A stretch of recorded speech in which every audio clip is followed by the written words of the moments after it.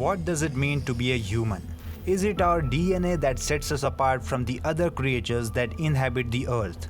From a scientific standpoint, the answer to that question would be yes. However, we are not scientists, so we must answer that question in a different manner. For as long as we can remember, humans have been the champions of survival, conquering all obstacles in our path due to the sheer amount of knowledge that we can possess.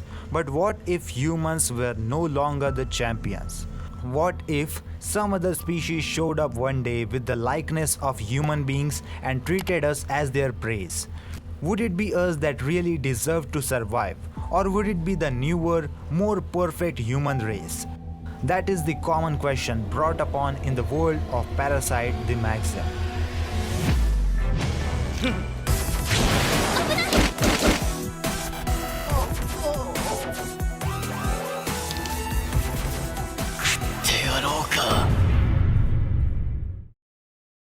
Based on the 1989 manga by Hitoshi Iwaaki, Parasyte whisk viewers away to the world where a parasitic alien race is attempting to attach itself and consume the life force of human hosts. These parasites, however, are just acting on basic instincts. With that being said, it is no surprise that our main character Shinichi Izumi in Parasyte becomes infected by one rite at the very start of the show. Shinichi, however, notices that parasite as it burrows into his arm and cuts off any path that said parasite has to make it to the brain.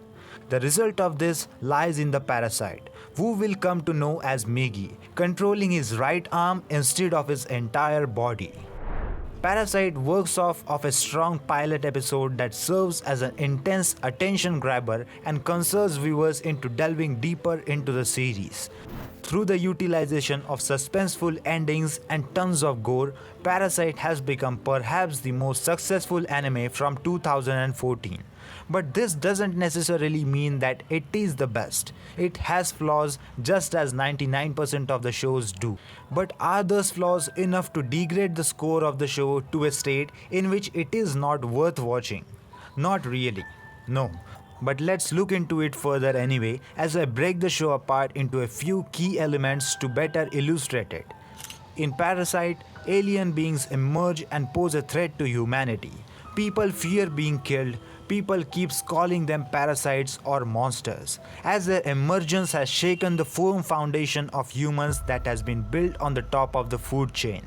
You see, being a long-time winner of the earth and suddenly having that taken from you really scares the shit out of everyone, myself included.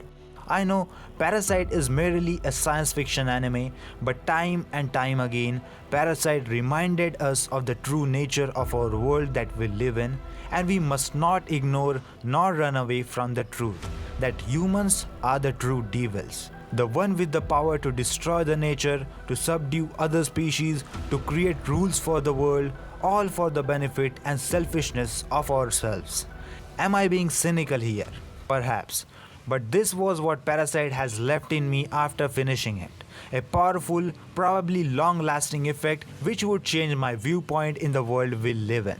Izumi is the most complex main character in the anime, and with a good reason, because he has a parasite in him that's completely affecting his thought processes and even emotions. We even get a glimpse of the backstory of his family where his mother got a burn mark, but it's fair to say that he develops his backstory as the story progresses, which is through the loss of his mother to a parasite. Izumi starts off weak and fearful, but he is gradually strengthened by Migi's cells inside of him, making him not only stronger physically but also in mental conditionings. Also, Izumi is constantly at odds between his parasite and human parts of him. Torn between the two, Izumi eventually manages to find some middle ground towards the end of the anime, being able to rational and still experience emotions at the same time. Definitely my favorite character, as his combat skills are also pretty impressive after the second arc. The other interesting character is of course Migi, Izumi's companion who starts off completely rational and straightforward with things.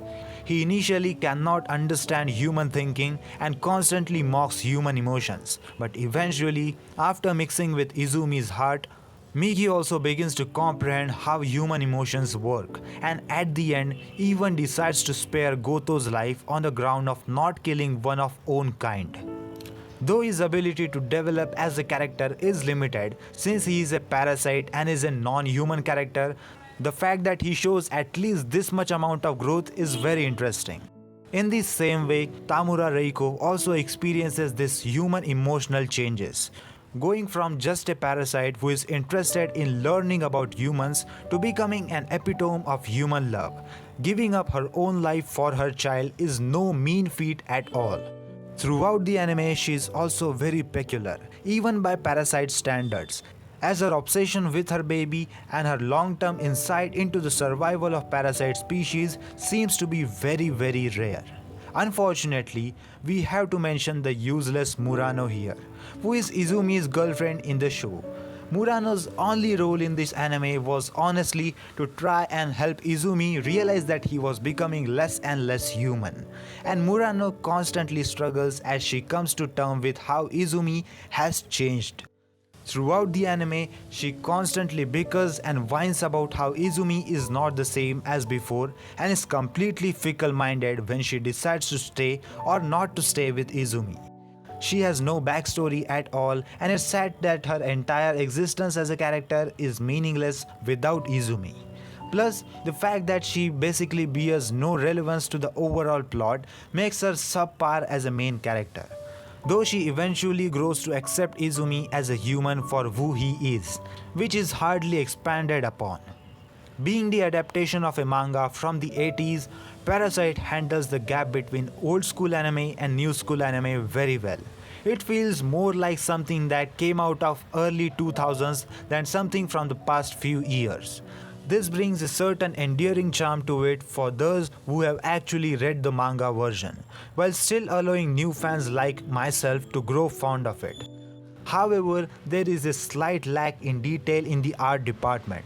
The most visually interesting aspect of the show falls upon the parasite while they are fighting, and any other time they aren't. But I have to agree that the color palette changes quite frequently from more vibrant colors in normal scenes and more darker and desaturated colors during the intense movements. The art and animation is good, yes, but good enough to be considered great? No, not really. I have also seen people complaining about the pacing of this anime and calling it as really fast. But to me, pacing means to control how long events have to sink in, or how long a person dwells upon an emotion, how long a certain idea is thought about, or how quickly a character changes and pulls the plot with him. This anime creates a plot that is neither a bland mismatch of insignificant ideas nor a road trip where each event is another landmark along an otherwise boring journey. I may have known what was going to happen, but the plot moves at an enjoyable pace. Traumatic events that happened in previous arcs were not forgotten about. And to me, no event felt unimportant, or moreover, I never felt like the plot has become sluggish.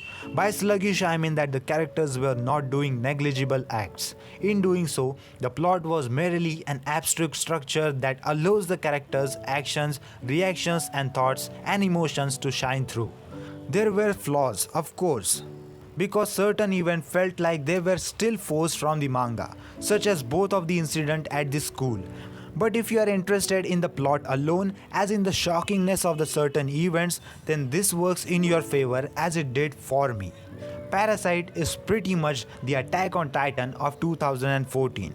It received a lot of early praise for its ability to set a tone of a darker story, but was consequently blown out of proportion by all those people that thought they discovered another Evangelion.